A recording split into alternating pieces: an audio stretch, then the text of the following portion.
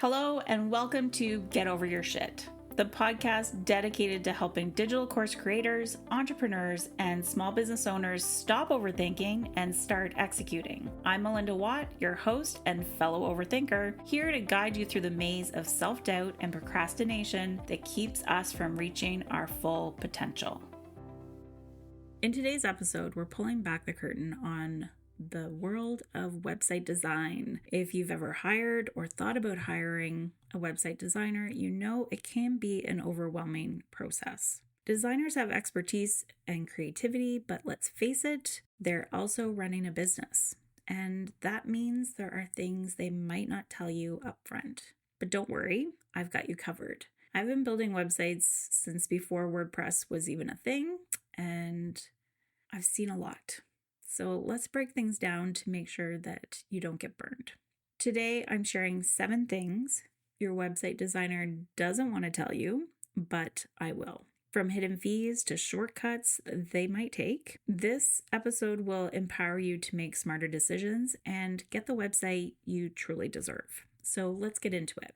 Before we dive into the 7 things, let me tell you why this topic is so important. I've worked with countless people who've hired website designers only to feel frustrated or blindsided by unexpected costs, delays, or results that didn't match their vision.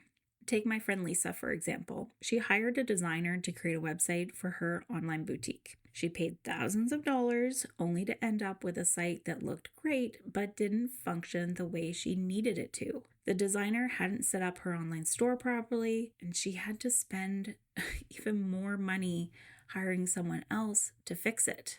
Lisa's experience is far too common, but it's also avoidable. By knowing what to ask and what to look out for, you can avoid the pitfalls and make sure you're getting the value you deserve. All right, let's break it down. Here are 7 things your web designer might not tell you, but absolutely should. 1, you don't need a designer for everything. Most website builders like Squarespace, Wix, and WordPress, again, WordPress is my go-to, are so user-friendly that you can handle a lot on your own. Designers might not mention this because, well, it's their job to make you feel like you need them for every detail. But sometimes you just need a little help getting started, not a full service package. 2, templates are your best friend. Many designers use templates as a starting point. I know I do. Even if they're charging you for custom work, there's nothing wrong with templates. They save time and look great, but you should know if that's what you're paying for. Custom work is where things really start to take off in costs, and a template that has been used over and over and over again can look so different from website to website just simply based on colors and images and changes in the font. 3, revisions will cost you. Most designers include a limited number of revisions in their contract. If you don't love the first draft, extra changes can add up. Always clarify how many revisions are included and what happens if you need more. 4, you might end up locked in. Some website designers use proprietary tools or platforms that make it hard for you to edit or update the site later without their help. This drives me nuts. I cannot stand it when I come across a website like this. But anyway, I digress. Be sure to ask about this upfront. You want a site you can manage yourself or with minimal assistance once it's live. 5, SEO and speed aren't always a priority for the web designer. A beautiful site means nothing if no one can find it. Some designers focus so much on aesthetic that they overlook critical elements like search engine optimization and site speed. Make sure these are part of the plan. 6, content is on you. Most designers don't create your content. That means writing your own copy, finding images, and organizing your site structure. If you don't have this already, your project could face delays or extra charges for content creation services. Now, this is not how I work with my done-for-you clients. But if you are considering hiring a web designer or you're starting to consider DIYing your own website, I would encourage you to check out my Easy Website Content Planner. It's a jumpstart kit to get all of this organized so that you can confidently go into hiring a web designer or DIYing your website and have all of this initial content done and organized. Okay, 7. Hidden fees are everywhere. From premium plugins to hosting fees, the cost of running a website can pile up. Your designer might not tell you about these until you're already locked into a project. Ask for a breakdown of all potential costs upfront so you're not caught off guard. The way I like to approach this is I will host a client's website, I increase the cost of that hosting, and within that, I'm covering off the additional costs of some of those plugins because I will hold a developer license on that plugin, which means I'm paying for it regardless. And so the benefit of them staying with me for hosting is that they're getting this added bonus of not having to buy these premium plugins necessarily for their own website. The odd time you can run into something where you need to upgrade to a paid plugin because your website needs one specific thing. And that's always a conversation around this is the cost annually. Do you approve? Do you not approve? And then added it in. So you just want to make sure that you're hiring someone who's going to be honest with you through the process. If something pops up that you have asked for that's going to increase those costs, you want to be the one that says, yes, I'm okay with that. I approve the extra fees. Now that you know what to watch for, let's talk about how to protect yourself and ensure you're getting the best results. Ask for transparency. When you're interviewing designers, don't be afraid to ask hard questions. What tools are they using? What's included in the price? How will revisions work? The more you know, the better. Do your homework. Before you hire someone, check out their portfolio and reviews. Reach out to past clients if possible to hear about their experience. Oftentimes you can find reviews either on Google Business Listing, check out their LinkedIn profile to see if they have any recommendations there. Oftentimes, if there's someone that you're considering, a referral can be worth its weight in gold. Because if you know that someone else has already had a positive experience, someone that you look up to or know professionally, that can go a long way in ensuring that your work, your website with that web designer doesn't get overlooked. Get everything in writing. A clear, detailed contract proposal is non-negotiable. It should outline the scope of the work, deadlines, timelines, cost, and revision policy. And I would encourage you to ask about the hidden fees if there's anything that they anticipate might pop up as an additional expense. For myself personally, I always prefer that when I put together a proposal, the price is the price. That I am going to be forthright in making sure that they know what kind of requests might increase the cost. And I always give my clients the ability to say yes or no to that increase. There's nothing I hate more than getting a bill I'm not anticipating.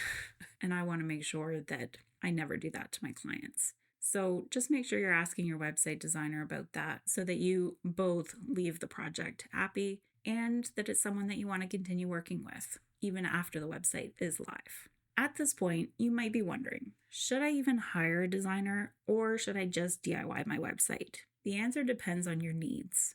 If you're just starting out and need something simple, a DIY approach using a platform like Squarespace or Wix is an option. Again, I am a web designer. I'm going to encourage you to go with WordPress. Trust me, it's not as overwhelming as you might think.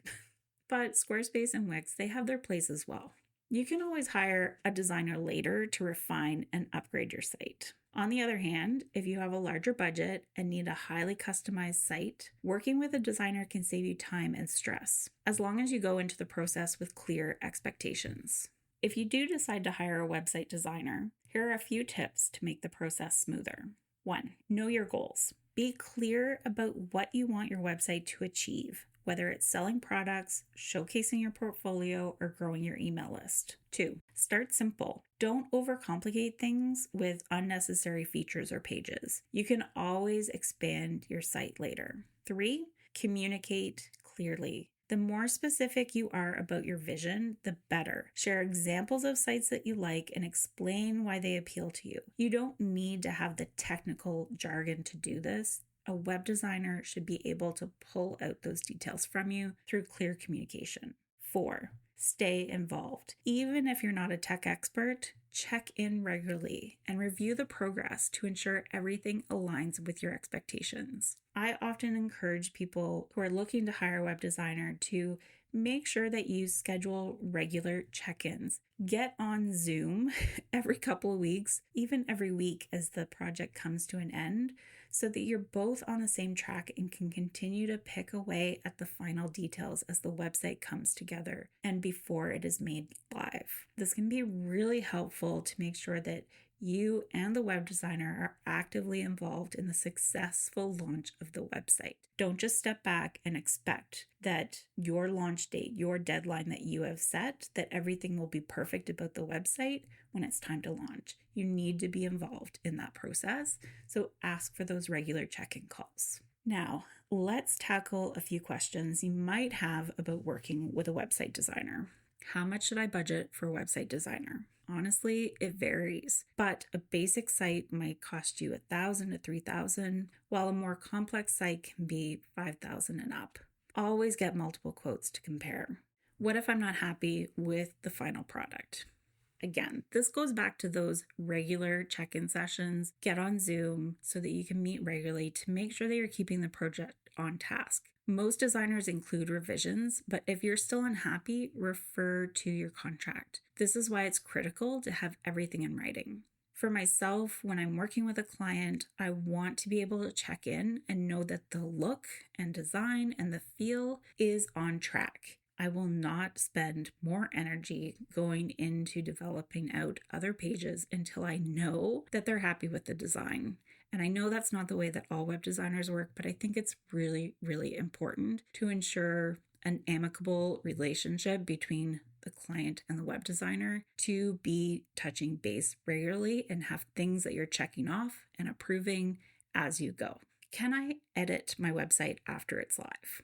That depends on how your site is built. Ask your designer to provide training or user guide if you plan to manage updates yourself. For myself, when I'm working with clients, I will often leave them with a handful of videos that are a screen capture of their own website, walking them through how to edit things on their website. I think it's really important that as a client heads into sort of a maintenance mode of our contract or retainer fee, if they have regular updates, that they are empowered to be able to log in confidently into the back end of their website and change a spelling mistake or add a service to their website. It's really important that someone can do that and not have to rely on a web designer or a web company that might be going through a transition or is a larger company that web designer that you worked with originally has left, and maybe the next one isn't as good as follow-up. You really want to consider your web designer as someone who will be invested in your success of your business. And yes, you're paying a retainer for that, but it is important to know that if something goes wrong, they're going to call you back. They're going to text you back. They're going to email you back. That's incredibly important when your website is essentially your business that is open and available to people 24/7. And that's it for today's episode. Hiring a website designer doesn't have to be intimidating as long as you go into the process informed and empowered. Thank you for tuning in to this episode of Get Over Your Shit. If you found this helpful, be sure to subscribe, share this episode with a fellow overthinker, and leave a review. Your feedback helps the podcast grow and reach more people who need to hear this message. Until next time, remember, progress over perfection. You've got this.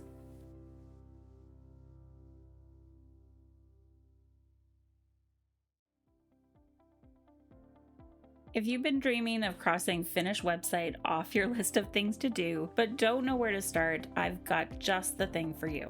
Whether you're overwhelmed by all the tech talk or just short on time, listen up, because this could be the game changer you've been waiting for. One-Page Website Success, the easy step-by-step guide to creating a professional website in no time at all. You'll discover how to design and launch a beautiful, functional site without tech overwhelm. Perfect for busy entrepreneurs like you.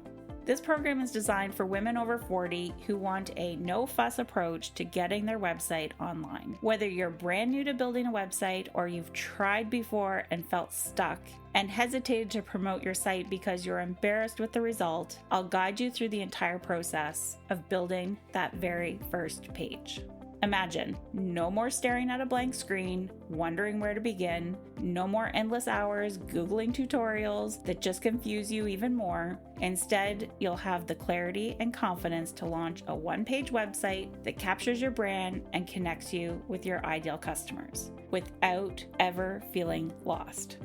Ready to ditch the overwhelm and finally take your business online? Head over to onepagewebsitesuccess.com today. You'll be surprised at just how simple it can be. That's onepagewebsitesuccess.com. Your roadmap to a professional website in less time than you thought possible. Let's get your business online the right way.